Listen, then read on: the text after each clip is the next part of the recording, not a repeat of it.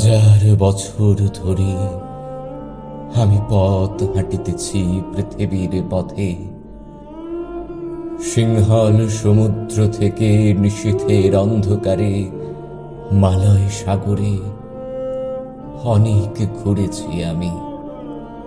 বিম্বিসার অশোকের ধূসর জগতে সেখানে ছিলাম আমি।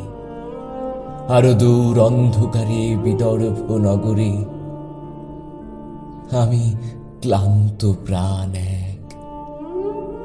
চারিদিকে জীবনের সমুদ্র সফেন আমারে দুদণ্ড শান্তি দিয়েছিল নাটোরের বনলতা সেন।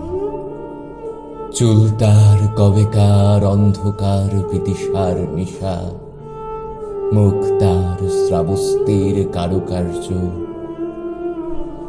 অতিদূর সমুদ্রের পর হাল ভেঙে যে নাবিক হারিয়েছে দিশা, সবুজ ঘাসের দেশ যখন সে চোখে দেখে দারুচিনি দ্বীপের ভিতর, তেমনি দেখেছি তার অন্ধকারে। বলেছে সে, এতদিন কোথায় ছিলেন? পাখির নীড়ের মতো চোখ তুলে নাটোরের বনলতা সেন। সমস্ত দিনের শেষে শিশিরের শব্দের মতো সন্ধ্যা আসে। ডানার রৌদ্রের গন্ধ মুছে ফেলে চিল।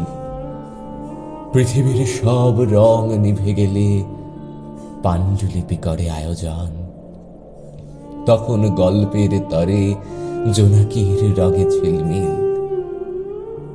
সব পাখি ঘরে আসে, সব নদী ফুরায় জীবনের সব লেনদেন।